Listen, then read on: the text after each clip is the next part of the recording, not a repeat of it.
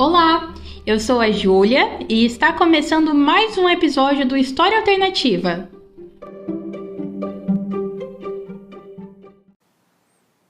Oiê, eu sou a Bia e no episódio dessa sexta-feira, eu e a Ju falaremos de algo que vem sendo relatado desde os primórdios da história da humanidade.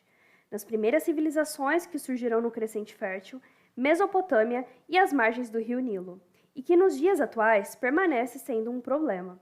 Estamos falando do tráfico de pessoas. Mas antes de chamarmos o episódio, gostaríamos de pedir que nos siga no Instagram e curta nossa página no Facebook. Afinal, são por esses canais que você receberá informações exclusivas sobre o podcast. Então fique atento para não perder nada. E se você quiser sugerir o tema dos episódios futuros, envie um e-mail para historiaalternativa.podcast@gmail.com. Dados os recados, vamos para o episódio? Continua com a gente depois da vinheta. Vamos começar falando sobre a diferença entre contrabando de imigrantes e tráfico de pessoas. O contrabando de imigrantes é um crime que pretende algum tipo de benefício, seja ele financeiro ou material, e que acontece através da entrada ilegal de uma pessoa em um local onde ela não é natural ou não reside.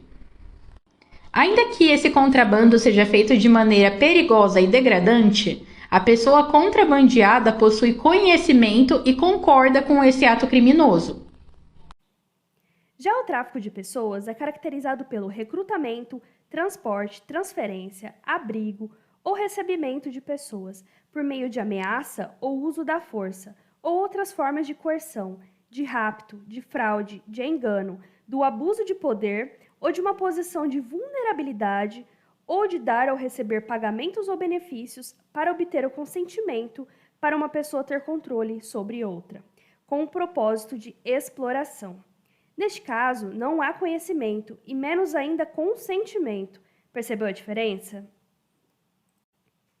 E agora que entendemos esses dois conceitos, Ju, me fala, o tráfico de pessoas é um crime recente? Bia, esse termo jurídico surgiu só no século XIX, mas a sua prática vem acontecendo há muito tempo. No Brasil, por exemplo, essa atividade teve início em meados do século XVI e veio ao fim oficialmente só em 1850, quando a Lei Eusébio de Queiroz foi criada.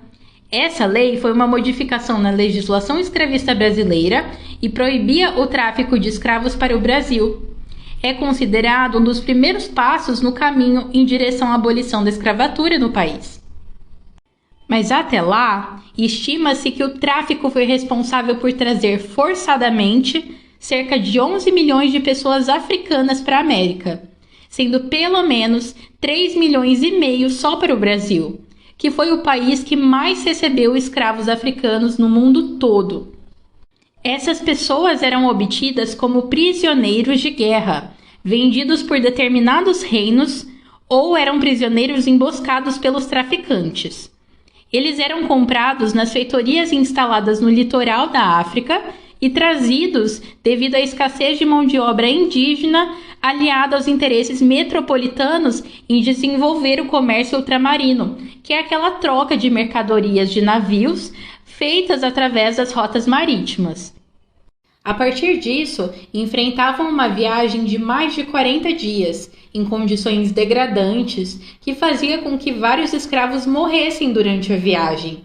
Isso também porque cada navio contava com pelo menos 300 escravos, podendo chegar a 500, e muitos deles se alimentavam apenas uma vez no dia e quase não recebiam água potável. Eram aglomerados em porões com uma quantidade elevada de pessoas, o que tornava muitas vezes difícil de respirar e facilitava a transmissão de doenças como a varíola, o sarampo, o escorbuto, a febre amarela e algumas doenças gastrointestinais. O que mais me chateia nisso tudo é saber que o tráfico foi se adaptando com o passar do tempo, ou seja, nunca acabou de fato. Segundo um relatório da Anistia Internacional, o tráfico de pessoas é uma das formas ilegais mais lucrativas no mercado mundial atualmente. Dados da Organização Internacional do Trabalho estima que o tráfico humano movimenta cerca de 32 bilhões de dólares por ano.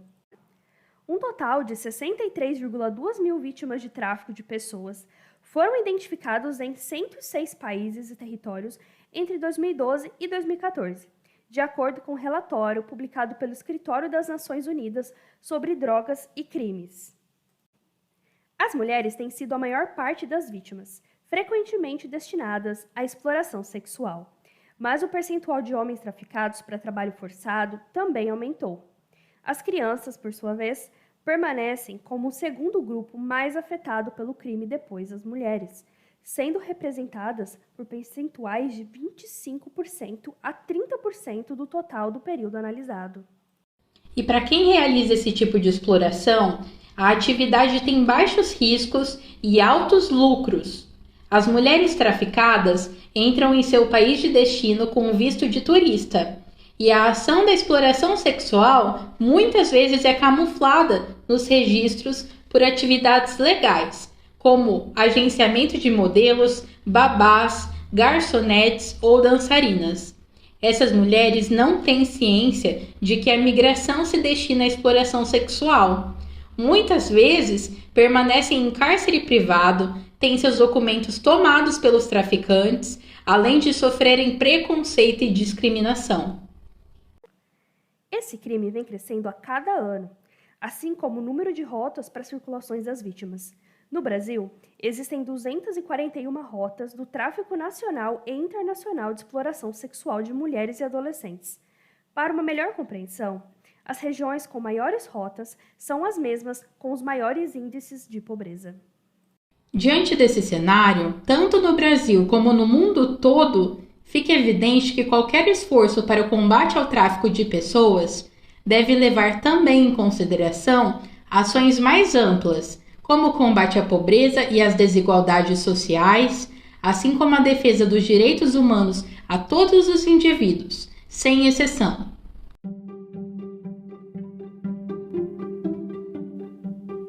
Obrigada por ter ficado até aqui. Esperamos que tenha gostado e contamos com você no próximo episódio. Bons estudos e até mais!